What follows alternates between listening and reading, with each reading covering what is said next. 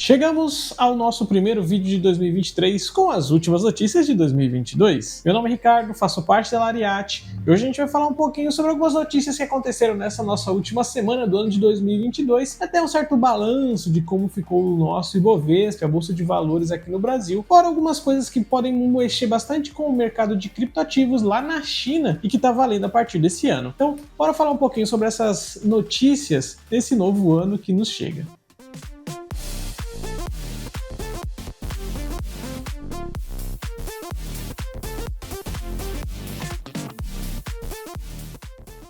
E a China é tão contra, mas tão contra o mercado de criptoativos que ela decidiu montar o próprio. Depois de brigar bastante com o mercado, especialmente das criptomoedas, a China agora está lançando a sua própria plataforma de NFT ou de tokens não fungíveis. Mas o que seria esse famoso NFT? A primeira coisa que a gente tem que entender é que os NFTs têm a ver com as blockchains, que são a tecnologia que acabou possibilitando a criação do Bitcoin e de outras várias criptomoedas. E essa tecnologia é que permite que seja criada uma rede onde cada computador vai agir em prol de um resultado específico, mas agindo de uma forma totalmente independente. E para o caso das criptomoedas, esse objetivo seria validar a autenticidade de uma transação. No caso das NFTs, essa rede permite que você jogue um arquivo digital lá dentro e que ele seja autenticado dentro dessa mesma rede. Com isso, qualquer arquivo digital pode ser considerado único ou original, uma vez que, por mais que você possa criar inúmeras cópias, aquela hash ou até aquela validação feita dentro da rede do NFT, ela vai ter todos os acessos de horários e datas onde foi criado esse arquivo autenticado, mostrando assim que o arquivo que você tem dentro daquela rede, ele sim é o original. E claro, como a gente falou, essa rede ela tem a ideia de ser autônoma, o que significa que não existe um controle direto do governo chinês ou qualquer outro governo quando a gente está falando de uma rede pública. Mas é aí que está o pulo do gato, porque eles têm a possibilidade de criar a sua própria rede e ali gerenciar todas as regras e protocolos a qual ela vai seguir. E exatamente isso que a China está fazendo agora. Ela é chamada de Plataforma de Negociação de Ativos Digitais e está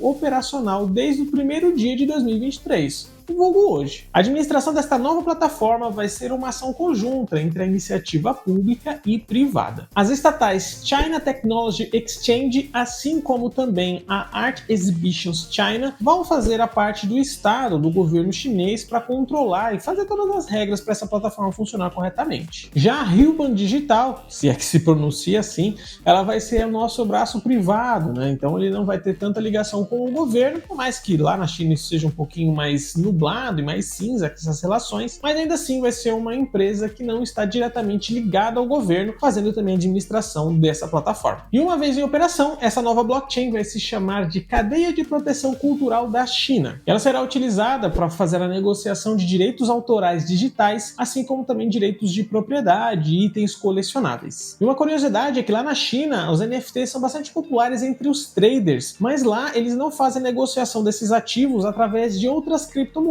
como geralmente é feito no mundo inteiro. Por conta das leis que existem lá na China em cima desse mercado, por ser bastante novo e ainda o governo querer manter o controle, todas as plataformas de transação são fechadas e eles fazem esse tipo de transação em cima daquilo que eles chamam de colecionáveis digitais, não inicialmente de NFTs propriamente ditas. E é claro que a gente não precisa nem falar que isso é altamente regulamentado no mercado chinês, né? A China trava uma guerra bastante particular contra esse novo mercado, essa nova tendência de mercado que está se formando em cima dos criptoativos.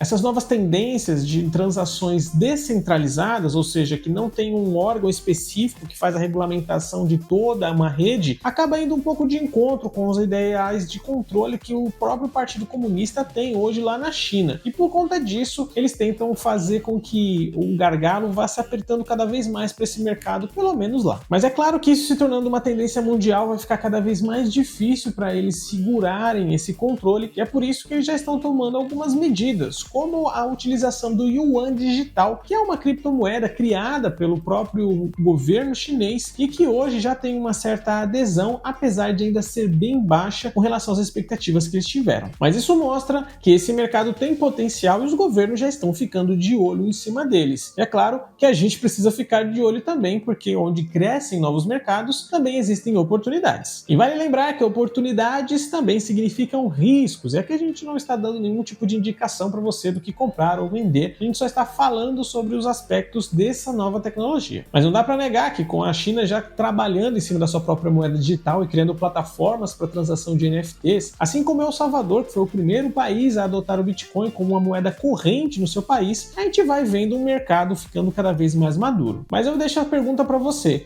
acredita nesse novo mercado? Acha que os criptoativos realmente vão revolucionar a forma como nós fazemos transações mundialmente? Ou acha que isso é fogo de palha e logo isso vai ser regulamentado e colocado como qualquer outra transação bancária? Manda pra gente aqui nos comentários que eu gosto de conversar com vocês.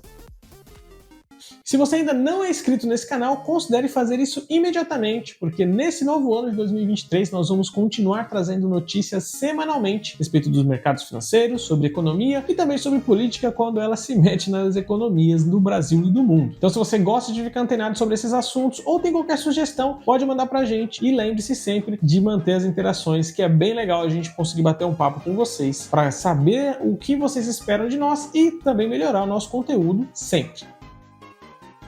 E esse ano, o Ibovespa conseguiu ficar abaixo da inflação, que é que eu vou falar pro tiro terreno agora. O ano de 2022 não foi muito promissor para os investidores, especialmente se eles estiverem aqui no nosso Brasil. O Ibovespa, que é o principal índice aqui da Bolsa Brasileira feito pela B3, sangrou bastante durante o ano, com tantas crises que nós tivemos, sejam elas políticas, guerras no mundo afora, alta dos juros, vários outros problemas que nós tivemos aqui, a gente comentou durante o ano nos nossos vídeos semanais, e com isso eles conseguiram chegar num rendimento de 4,69. E se o Ibovespa ter subido 4,69 no ano já parece ruim no número em si, espera até a gente comparar com outras medidas que aí vai ficar pior ainda. A inflação fechou um acumulado em novembro de 5,9%. Com isso, a gente já consegue ver que a inflação ganhou do Ibov e que deixou até uma margem um pouquinho gorda ali para trabalhar.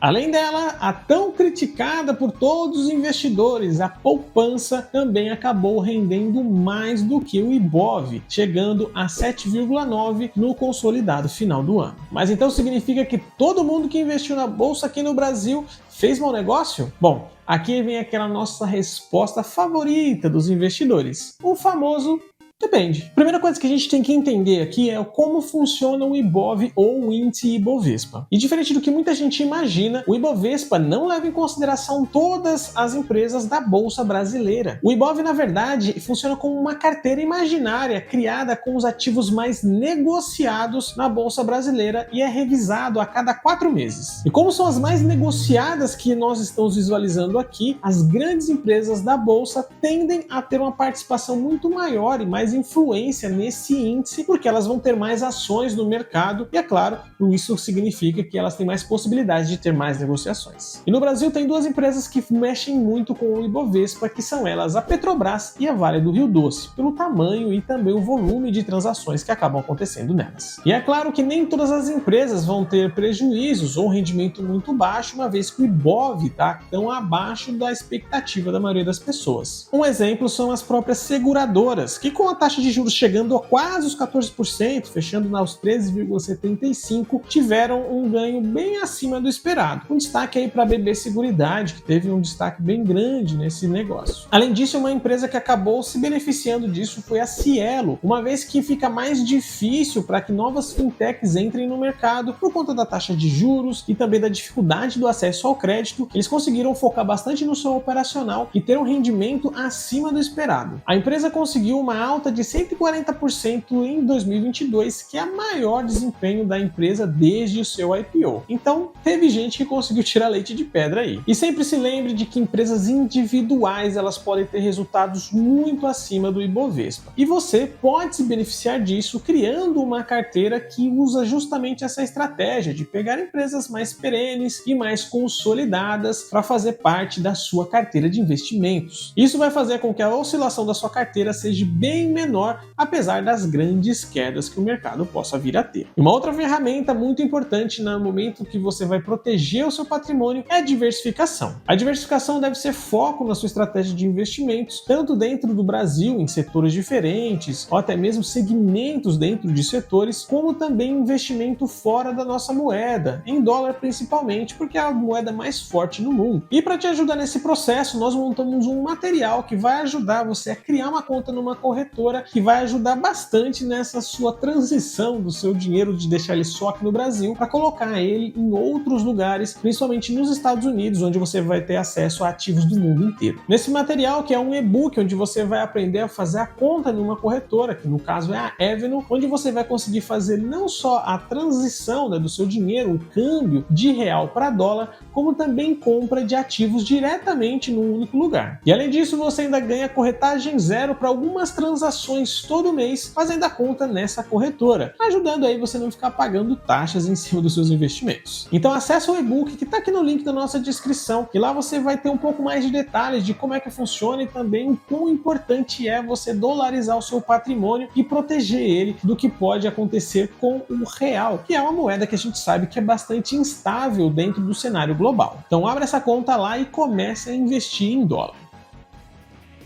É claro que eu não poderia finalizar esse nosso vídeo sem desejar para você um ótimo ano novo, que 2023 traga grandes oportunidades para você e também muita saúde para sua família. E o segundo lembrete é: qual foi a notícia que você viu durante essa última semana de 2022 que nós não comentamos aqui, mas que você acha que é importante para o debate? Manda para a gente nos comentários que nós vamos conversar com vocês. E por enquanto eu vou ficando por aqui. Um abraço para você e até a próxima!